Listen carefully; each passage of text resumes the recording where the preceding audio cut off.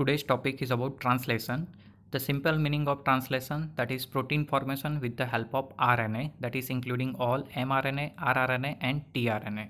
So basically this translation is a cytoplasmic process. The mRNA is synthesized in the nucleus, is transported to the cytoplasm, where the mRNA is translated from 5' to 3' end. Simple reading of mRNA or genetic codon over the mRNA, that is in a 5' to 3' direction. Now next, polypeptide chain is synthesized or protein is synthesized. The first amino acid is the amino terminal 1 or the N terminal. Now this chain or peptide chain is growing, and from amino terminal to the carboxy terminal it is growing. So that N terminal to C terminal protein chain formation.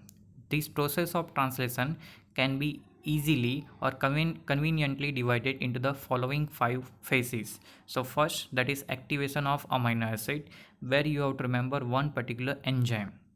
Second, that is initiation of the translation, where you have to remember pre-initiation complex, initiation complex and ATS ribosomal assembly formation.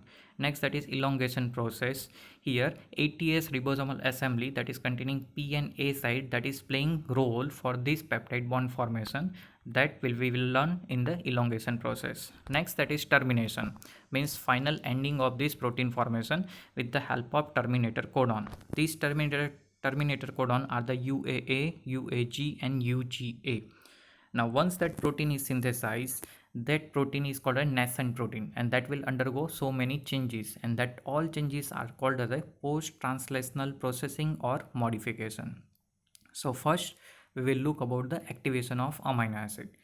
So in this activation, the enzyme amino acid tRNA synthetase activates the amino acid. So first amino acid is present in the cytoplasm, it need to be activated with the help of enzyme. There is at least one tRNA for each of the 20 amino acids. The D arm or the DHU, that is dihydrouracil arm of tRNA, is very important for the recognition by the enzyme, that is amino acid tRNA synthetase. The CCA 3' terminus of the acceptor arm of tRNA, that will carry the amino acid. So amino acid is first activated with the help of ATP. During that time, two high energy bond will be utilized. Then the carboxyl group of the amino acid is esterified with the 3' hydroxyl group of the tRNA. So exactly how is occurring, that we will look. So activation of amino acid. So amino acid is first activated, ATP is converted up to the level of AMP. So AMP amino acid is generated. This activated amino acid will attach over the CCA end of 3' end of the tRNA. So finally that amino acid tRNA is generated. Here you have to remember that enzyme synthetase, that is amino acid tRNA synthetase. So energy is utilized. Next, that is initiation of protein synthesis. So in this initiation, particular recognition step is needed. So when mRNA is synthesized, apart from that coding region, there is some extra region over the 5' and 3' terminal are present. So in mammalian cells, the marker or recognition site of this translation, that is called Kojak sequence for the mammalian cell. In the bacteria, it is called a Sine-Dalgarno sequence. So whenever it is initiation, that is all protein or factors needed, that is called initiation factors. So it is shortly written as a IF, but when it is eukaryotic, that is written as a EIF.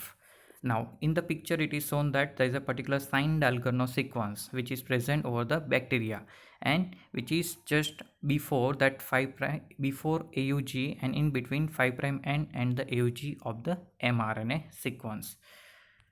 Now in detail, this initiation process, before initiation one complex is generated, that is called a pre-initiation complex, and for that pre-initiation complex formation, methionine tRNA, 40S ribosome and other initiation factors are needed. From pre-initiation complex to initiation complex is generated. During that time, one high energy bond is utilized. Further, initiation complex to final ATS ribosomal assembly or protein synthesizing machinery is generated. During that time, also one high energy bond is generated. So basically, in the initiation step, UAC, that is working as a anticodon. So this anticodon that is present on the methionine tRNA, while AUG, that is called a start signal, that is present over the mRNA. So P site and A site, P site, that is called peptidyl site, and A site, that is called amino acid site, that is over the ATS ribosome assembly. So first we will look in detail of pre-initiation complex. So in this pre-initiation complex, first 40S ribosome that will attach over the initiation factor 2 with the initiation factor 2 GTP plus methionine tRNA, that is ternary complex, and finally making pre-initiation complex. So initiation factor 2 GTP methionine tRNA, this tRNA carrying the methionine and 40S ribosome subunits are complex to form pre-initiation complex. Now this methionine tRNA has the anticodon UAC. This anticodon UAC that is complementary to the initiation or initiator codon, that is AUG. Now, this binding of mRNA to the pre-initiation complex, that is 43S initiation complex formation. So here that initiation complex, from this initiation complex, poly A tail of the mRNA is also important for the recruitment of the 40S ribosomal subunit to the mRNA. This poly A tail interacts with the initiation factor 4 that is bound to the cap of mRNA. These help in the attachment of 40S ribosomal subunit to the 5' end of the mRNA. Simple 5' capping, basic purpose of 5' capping to attachment over the ribosomal assembly. So with the help of factor initiation factor 4, it is attached over the this pre-initiation complex and finally making initiation complex is generated. So this pre-initiation complex binds with the mRNA. The 5' methylated cap of mRNA facilitates this binding. It also requires energy from hydrolysis of ATP. This form initiation complex. The 4E is responsible for recognition of the mRNA cap, and this is a rate limiting step for the whole of translation process. Insulin phosphorylates one serine residue of the 4E. Now phosphorylated 4E that is avidly binds the cap of mRNA so that translation is enhanced. Further, over this initiation complex, whatever the other initiation factor is attached, that will be removed, and in this step also that ATP to ADP formation as well as whatever the initiation factor GTP is attached, now it is released in the form of initiation factor GDP. So initiation complex, over this initiation complex, binding of 60S ribosomal subunit. So initiation complex now binds with the 60S ribosomal unit to form the full assembly of 80S ribosome, and this need also hydrolysis of GTP. So 60S subunit that will attach, and finally that 80S ribosomal is formed, and during that time one high energy bond will be again utilized. So up to here, that final 80S ribosome formation, we needed methionine tRNA, then 40S, 60S, rRNA, mRNA, and some initiation factor is needed. So making final 80S ribosome. Now when this final 80S ribosomal assembly is generated, it is creating two sites, that is P and A site, that already we have discussed in a structure of ribosome. So ribosome contains two receptor site for the tRNA molecule. P site, that is peptidyl site, carries the peptidyl tRNA. It carries the growing peptide chain. A site or amino acid site carries the new incoming tRNA with the amino acid to be added next. So every time new tRNA will be bring one more amino acid, but that will become over the A site of this ATS ribosomal assembly. Next, that is elongation process of the translation. So in elongation factor, they are different for the prokaryotic and eukaryotic. Elongation factor Tu and Ts for the prokaryotic. For the eukaryotic, that is elongation factor 1 alpha beta gamma and elongation factor 2. Now binding of new amino acid tRNA over the A site. So when ATS ribosome assembly is generated, already over that P site and A site, over the P site already one methionine tRNA is present, A site is open. So a new amino acid tRNA binds to the A site.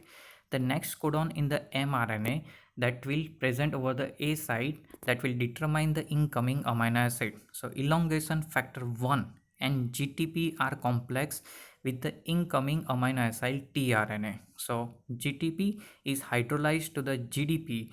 the tRNA binds to the A site and elongation factor 1 is released. So along with that energy is released, elongation factor which is coming with the tRNA, that will be also released. In the picture we will look elongation factor 1 alpha with GTP. So once that elongation factor and GTP is hydrolyzed, and finally that elongation factor will be released, and that will bring another activated tRNA with the amino acid. So final that peptide bond formation in the translation, how exactly it is occurring. So the alpha amino group at the incoming amino acid in the A site forms the peptide bond. So particular amino group at the incoming A site, that will make a peptide bond. So CONH, that is peptide bond, with carboxyl group of the peptidyl tRNA. So what happened over the P side? What are the amino acid? What that amino acid carboxyl group will be utilized, while here amino group of the incoming new amino acid will be utilized. So this reaction is catalyzed by the enzyme peptidyl transferase, which is present over the ATS rRNA, a component of a large subunit of the ribosomal RNA. This is an example of the ribosome where RNA acts as the enzyme. Now, further in detail of this peptide bond formation, once that peptide bond is generated, then what happens? This peptide bond is formed. So this dipeptide, now it is present over the A site. So now what are the tRNA present over the P site that does not containing any amino acid. So since the amino acid brought in by the tRNA is already activated, there is no need for further energy supply for the purpose of peptide bond formation. Now the growing peptide chain is occupying the A site. So this A site that is containing growing peptide chain. At this point, the tRNA fixed at the P site does not carry any amino acid. So it is released from the ribosome. Then the whole ribosome moves over the mRNA to the distance of 1 codon, means 3 nitrogen bases. So ribosome will be moved over the mRNA. So this peptidyl tRNA is translocated, whatever this A site, now it is shifted from A site to the P site, and this is done with the help of elongation factor 2. So here when translocation process or that transfer movement of ribosome, that is called a translocation process, requires the energy in the form of one high energy bond. So the A site is ready to receive another amino acid tRNA as per the codon on the mRNA. When it is moved, what happens? Now this growing chain that is present over the P site, A site is empty, and that A site now ready to receive one more new tRNA with the amino acid. Now this new amino acid tRNA is fixed to the A site by base pairing rule with the anticodon arm of the tRNA. So whole process now it is explained in this picture. First you will look that picture.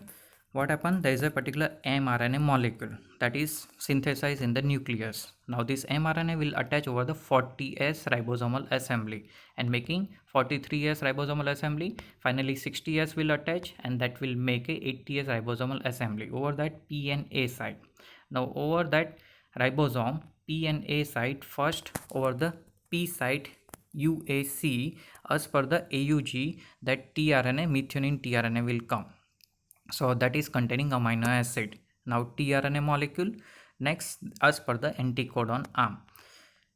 Then next codon over the mRNA that will decide next tRNA incoming over the A site of the ribosomal assembly. So when that P and A site is occupied, that peptide bond formation will be there.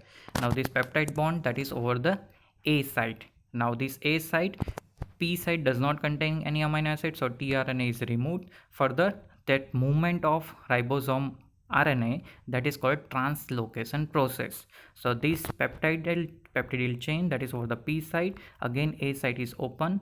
As per the genetic codon, this new tRNA will become, and that will as per the anticodon arm of the tRNA. Finally again that P and A site peptide bond formation, and this process will be continue.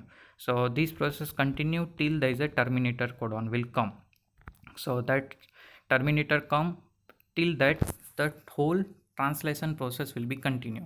How exactly termination will occur, that we will look in this video. So before that, energy requirement during peptide bond formation. Actually, there is a no energy required for peptide bond, actual peptide bond formation, but for each peptide bond formation, 4 high energy phosphate bond are utilized. 2 for the initial activation of amino acid, so that is amino acid tRNA synthetase, where ATP is converted into the AMP.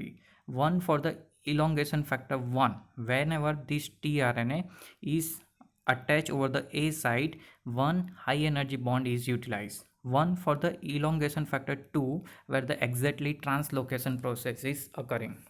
So actual peptide bond formation does not require any energy because the amino acid are already activated. So further, before that energy utilization, that is 4 high energy bond for each peptide bond before and after peptide bond formation. So in whole this translation process, apart from this peptide bond formation, one ATP is utilized for the initiation complex formation, one for the ATS ribosomal assembly formation, and lastly one will be utilized for the termination of the translation. So exact about termination of translation, after successive addition of amino acid, ribosome reach the terminator codon. They are the UAA, UAG and UGA on the mRNA. So when this terminator codon, then what happened? Since there is a no tRNA bearing the corresponding anticodon sequence, so A site will remain free. No tRNA will come over the A site. Along with that, releasing factor will enter over the site of the A of the ribosomal assembly. So releasing factor 1 binds with the releasing factor 3 and GTP. So exactly how this termination, that releasing factor 1 and 3 is present over the A site, this complex hydrolyze the peptide chain from the tRNA. So this peptide chain present over tRNA, that will be released with the hydrolysis of GTP, GDP. So peptide chain that is removed, along with that releasing factor 1 and 3. So the completed peptide chain is released. Along with that, finally ATS ribosome assembly dissociated into the again component unit, that is larger and small subunit, that is 60S and 40S ribosome. So finally that tRNA, then peptide chain formation 60S and 80S is removed as a termination process. So that's all about the basic translation. So what is the importance related to the mammalian? So one eukaryotic ribosome can synthesize 5 to 6 peptide bonds per second. So many ribosomes can work on the same mRNA molecule simultaneously, and these aggregates are called the polyribosome or the polysomes. In such cases, each ribosome will be about 80 to 100 nucleotide apart on the mRNA. So it is not like the mRNA will translated over only one ribosome, but in mammalian or eukaryotic, multiple ribosome will translate that single mRNA at multiple site, but this ribosome is about 80 to 100 nucleotide side by side or apart. So polyribosome may be attached on the walls of the endoplasmic reticulum to form the rough endoplasmic reticulum. Simple, we are knowing that function of rough endoplasmic reticulum, that is the protein formation. The protein are then transported to the cisternal space to the Golgi apparatus, where they are temporarily stored. So finally, cytoplasmic protein are synthesized by ribosomes that exist free in cytoplasm. So that's all about the basic translation process. In next video, we will look about the post-translational modification.